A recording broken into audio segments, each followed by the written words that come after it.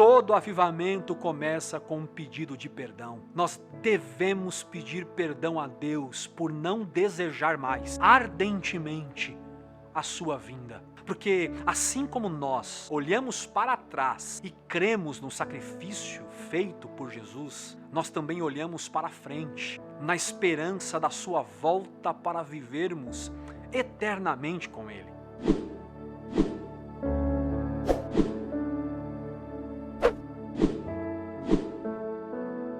Eu queria neste momento compartilhar com vocês um dos temas mais significativos do Evangelho. Por que não dizer um dos temas mais importantes da Bíblia Sagrada? E eu me sinto muito honrado e ao mesmo tempo sentindo em meus ombros o peso da responsabilidade para falar e para compartilhar com vocês este tema tão importante das Escrituras, que é falarmos sobre a volta de Jesus. Eu gostaria que você acompanhasse comigo então, que nós vamos ler o texto de Atos dos Apóstolos, do capítulo 1, do verso 9 ao 11. Eu coloco para vocês agora aqui. Pronto, acompanhem comigo. Atos dos Apóstolos, capítulo 1, dos versos 9 a 11. Tendo dito isso, foi elevado às alturas enquanto eles olhavam, e uma nuvem o encobriu da vista deles. E eles ficaram com os olhos fixos no céu, enquanto ele subia. De repente surgiram diante deles 2 homens vestidos de branco, que lhes disseram: Galileus, por que vocês estão olhando para o céu? Este mesmo Jesus, que dentre vocês foi levado aos céus, voltará da mesma forma como viram subir. Atos dos Apóstolos foi escrito por o médico Lucas. E Lucas escreve o livro de Atos dos Apóstolos para um amigo chamado Teófilo. Talvez respondendo a uma pergunta que Teófilo haveria feito a Lucas para saber sobre Jesus. No livro de Atos dos Apóstolos, Lucas abre o registro falando sobre a ressurreição de Jesus. E que Jesus ficou entre eles após a ressurreição 40 dias pregando o evangelho do reino. E Lucas também chega a afirmar que muitos viram Jesus após a sua ressurreição. E para as pessoas que o viram, e por causa do testemunho daqueles que tinham contemplado este grande milagre, eles consideravam um acontecimento incontestável. Lucas, ele conta para Teófilo que Jesus subiu aos céus e os discípulos viram Jesus subindo com os seus próprios olhos. Não se sabe exatamente quantos discípulos estavam ali, quantos presenciaram este feito extraordinário, mas tudo indica que ali havia muitos irmãos. O texto também nos diz que todos os presentes, vendo atônitos aquela imagem de Jesus subindo aos céus, se aproximaram deles 2 varões, provavelmente 2 anjos, que disseram àqueles discípulos: o mesmo Jesus que vocês estão vendo subir, do mesmo jeito, ele voltará. Aleluias! Esta é a maior mensagem do Evangelho. Jesus voltará. Pessoal, falar do Evangelho de Jesus sem falar sobre a volta de Jesus não faz sentido para a nossa fé. Porque a maior mensagem de esperança para um mundo caído é que Jesus irá voltar e restaurar todas as coisas. Jesus, ele é o fundamento do Evangelho, logo, a volta dele também o é.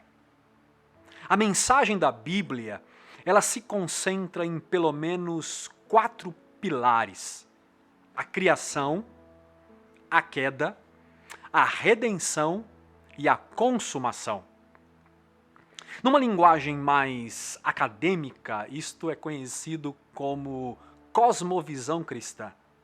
Ou seja, todo cristão deve enxergar o mundo a partir destes 4 pilares. que Deus é criador de todas as coisas, que o homem é um ser caído em pecado, que na morte e na ressurreição de Jesus o homem foi redimido, por isto a redenção, e por fim, a consumação de todas as coisas. Dentro dessa perspectiva bíblica, há muitos pensamentos que se divergem sobre o tempo e como isto ocorre na história. As doutrinas como soteriologia ou escatologia tratam muito bem desses assuntos, mas eu não quero ser técnico hoje aqui no nosso diálogo.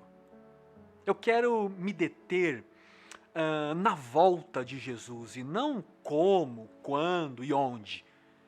Então nós queremos falar do princípio da volta de Jesus e não o acontecimento em si.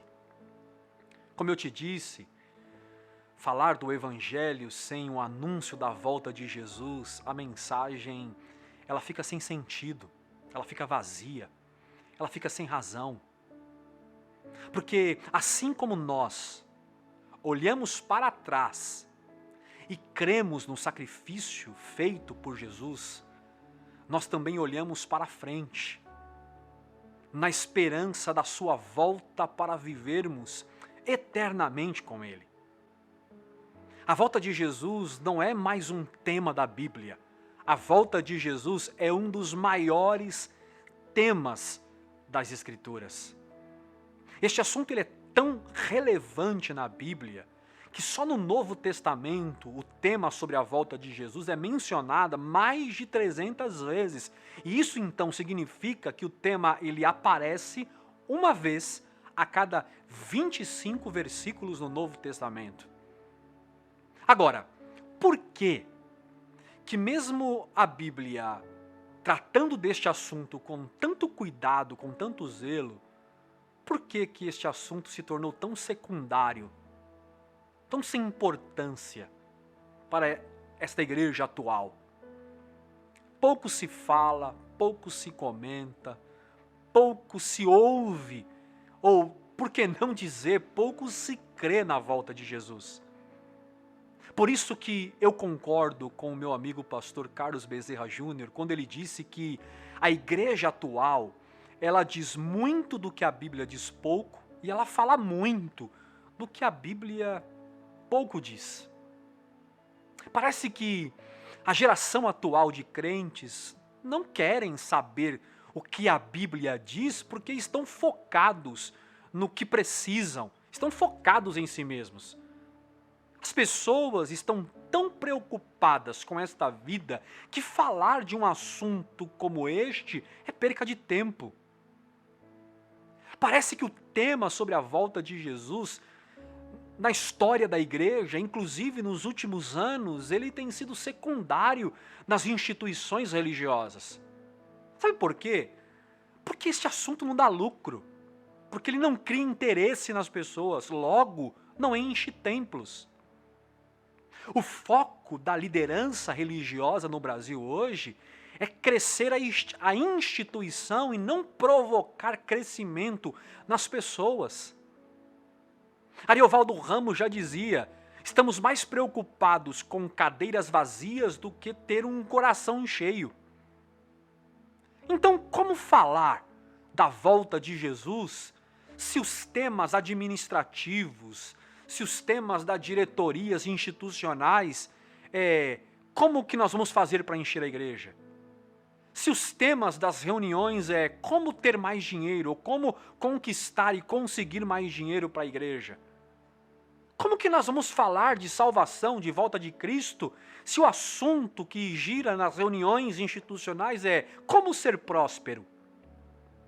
Os líderes religiosos estão focados em resolver os problemas das pessoas e não discipular as pessoas em Cristo pela genuína pregação do Evangelho. É por isso que o tema volta de Jesus, ele é tão desvalorizado pelos cristãos. Por que não dizer, até esquecido pelos cristãos. O respeitado teólogo Luiz Berkoff um dia disse que jamais houve um período na história em que a escatologia, que é a doutrina que trata da volta e do fim de todas as coisas, nunca foi o tema central do pensamento cristão. Isso é muito sério, pessoal. Parece que os crentes só lembram da volta de Jesus quando as tragédias começam a acontecer. Por exemplo, quando vem uma pandemia como essa que nós estamos vivendo, logo nós encontramos crente em tudo quanto é lugar, afirmando que, Jesus está voltando, vocês estão vendo o que está acontecendo? Semana passada, por exemplo, eu encontrei uma pessoa no estabelecimento que eu estava, e essa pessoa me perguntou assim: você crê na Bíblia? Eu disse para a pessoa: sim, claro, creio nas Escrituras. Aí ele completou: você está vendo tudo o que está acontecendo? Eu disse: sim. Ele disse assim para mim: Jesus está voltando, é por isso que está acontecendo tudo isso. Eu dei aquele sorriso e respondi amém. Mas não era para pensarmos assim na volta de Jesus. Não era para lembrarmos da volta de Jesus só porque as coisas estão indo de mal a pior. A volta de Jesus deveria ser um anseio da alma e não um alerta para promover temor nas pessoas. Deveríamos pensar na volta de Jesus todos os dias e esperá-la como a noiva aguarda o casamento. Como o noivo que aguarda a noiva entrar na igreja e recebê-la no altar.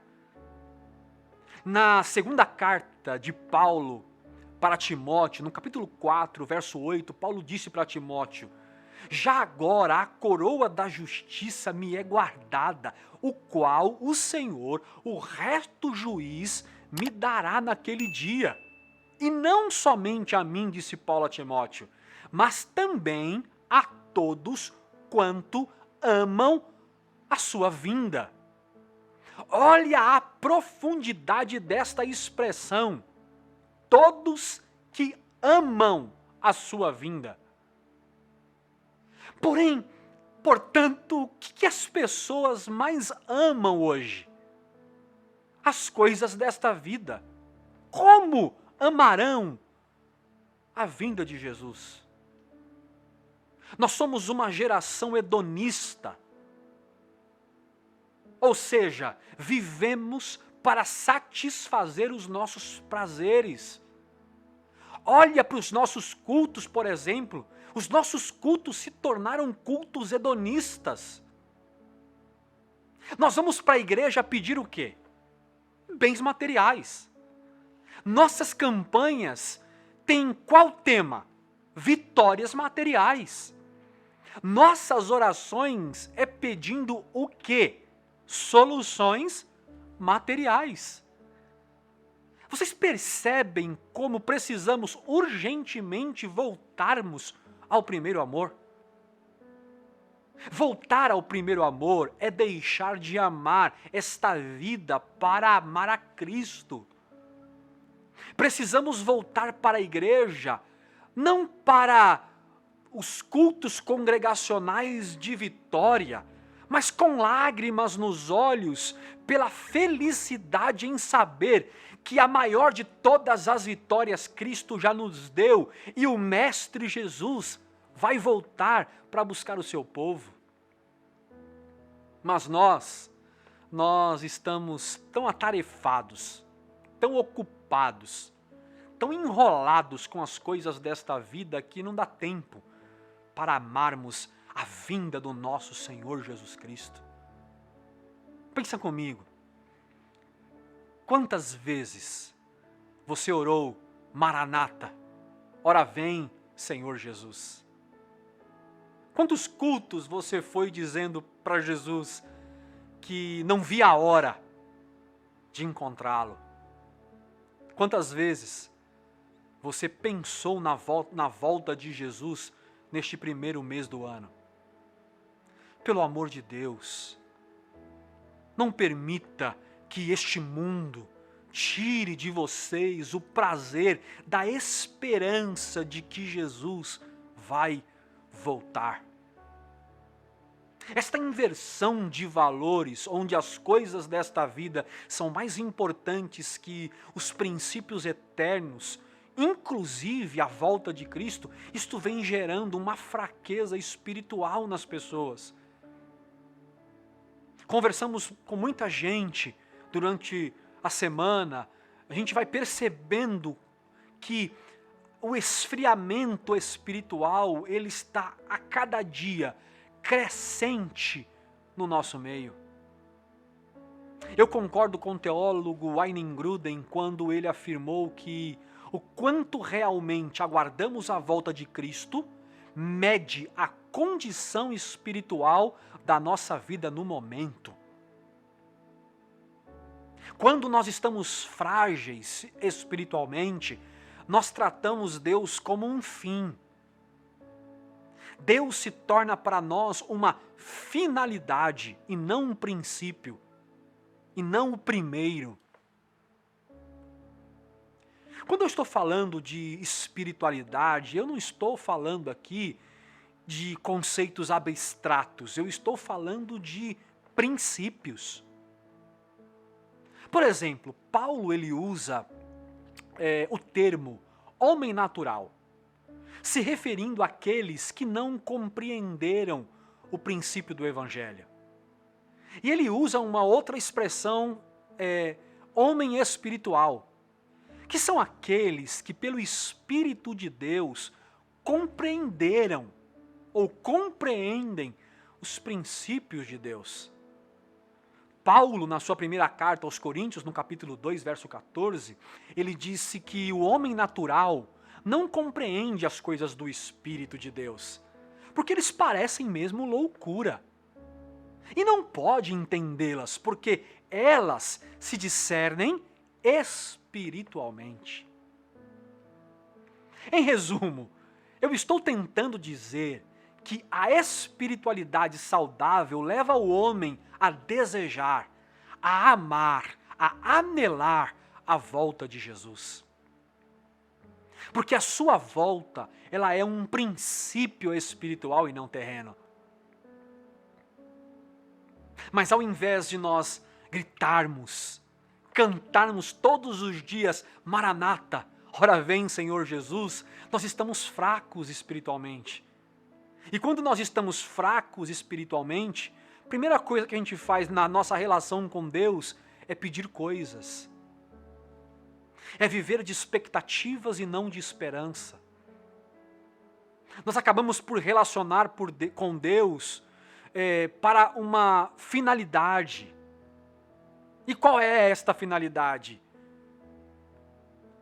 Deus nos servindo nas nossas vontades passageiras. Talvez esta seja a hora de clamarmos a Deus por um avivamento. Todo avivamento começa com um pedido de perdão. Amigos e amigas, nós devemos pedir perdão a Deus por não desejar mais, ardentemente, a sua vinda. Voltemos hoje para o Evangelho de Jesus. O meu convite hoje é para você fortalecer a sua espiritualidade na promessa de que Ele vai voltar. Animem-se nesta esperança. Regozijem nesta boa notícia. Jesus voltará. Aí quando nós falamos de um tema como este, logo vem a pergunta: quando, pastor? A promessa da volta de Jesus não é uma expectativa do dia que vai acontecer. Quando nós falamos da volta de Jesus, nós falamos de uma esperança de viver hoje com entusiasmo e paixão pela causa de Jesus. Porque, e se Jesus demorasse, ou se ele de fato for demorar mais 200 anos para voltar? Vamos desistir de crer? Claro que não. Nós não contamos dias, porque a volta de Jesus para nós é um princípio pela qual nós vivemos, e não uma data que foi marcada, que nós esperamos acontecer. Porque se você focar na data, pode ser que você desanime no caminho. Sim, foi o que aconteceu com os nossos irmãos da igreja primitiva. Eles imaginaram que a volta de Jesus seria nos seus dias, mas não aconteceu. Resultado, segundo as Escrituras, muitos abandonaram a fé. A segunda carta de Pedro, no capítulo 3, verso 4, Pedro diz assim: tendo em conta, antes de tudo, que nos últimos dias virão escarnecedores com os seus escárnios, andando segundo as próprias paixões e dizendo: onde está a promessa da sua vinda? Porque desde os que os nossos pais dormiram, todas as coisas permanecem como estão. Aí Pedro diz no verso 9: não retarda o Senhor a sua promessa, como alguns julgam demorada. Pelo contrário, ele é longânimo para convosco, não querendo que nenhum pereça, senão que todos cheguem ao arrependimento. Por isso que não precisamos datar a volta de Cristo, como por exemplo, um pregador norte-americano, William Miller, que afirmou que Jesus voltaria em 22 de outubro de 1844. E devido a este erro, o dia ficou marcado como o dia do desapontamento. E não foi só ele, muitos outros caíram no mesmo erro, querendo estipular uma data, querendo dizer o dia, a hora que Jesus iria voltar. E o pior, muitos hoje ainda querem especular a data, o dia e a hora. Acontece um terremoto, uma guerra, um evento na natureza, e já começam as pessoas postando no Facebook, nas redes sociais: Jesus está voltando, cuidado, vigiem. Mas é claro que eu reconheço que a Bíblia avisa sobre alguns sinais do fim. Mas nós não precisamos nos preocupar com isto. O importante é que Jesus vai voltar. Mas enquanto isso não acontece literalmente, vivamos como se ele já tivesse voltado e a volta de Jesus já tivesse acontecido. Porque ele é o Emanuel eterno, o Deus já conosco. Então o que nos importa saber é que o pecado nos afastou do Pai, deformou a nossa natureza, corrompeu todo o sistema, corrompeu toda a criação. Jesus, na sua primeira vinda, veio para resgatar a humanidade da sentença do pecado. Foi o que Paulo escreveu na sua carta aos Romanos, no capítulo 8, versos 1 e 2. Portanto, agora já não há mais condenação para os que estão em Cristo Jesus, porque por meio de Cristo Jesus, a lei do Espírito de vida me libertou da lei do pecado e da morte. Pronto! A sentença da morte já está retirada de sobre nós. Se temos a certeza então de que já fomos justificados por Cristo, então nós precisamos só celebrar o fato de saber que na esperança podemos aguardar a sua volta. Volta esta onde todas as coisas serão normalizadas na sua vontade. Jesus voltará para concretizar literalmente o Emanuel eterno. Voltará para estar junto, para andar junto, para viver junto a nós. João escreveu em Apocalipse, no capítulo 21, verso 3, então ouvi uma grande voz vinda do trono de Deus, dizendo: eis o tabernáculo de Deus com os homens. Deus habitará com eles, disse João. Eles serão povo de Deus e Deus mesmo estará com eles. Aleluias! Sua volta aniquilará o sofrimento, como João completa em Apocalipse 21, verso 4. Quando ele disse: e ele enxugará dos nossos olhos toda lágrima. E a morte já não mais existirá. Já não haverá luto, nem pranto, nem dor, porque as primeiras coisas se passaram. Tudo vai passar, mas os que estiverem em Cristo permanecerão para sempre. Esta é a maior notícia do Evangelho de Jesus. Este é o maior motivo da nossa esperança. Jesus voltará. O último versículo da Bíblia diz assim, Apocalipse 22:20. Aquele que dá testemunho destas coisas diz, certamente venho sem demora. Amém. Amém. Vem, Senhor Jesus. Que possamos nesta noite celebrar, cantar e dizer, Maranata, ora vem, Senhor Jesus. Saiba disto, não importa o que você está vivendo hoje, viva na esperança de que Ele vai voltar. E se você não teve mais o abraço de um amigo, Ele voltará para te abraçar. Se dos teus olhos as lágrimas não saem mais, Ele voltará e enxugará dos seus olhos toda lágrima.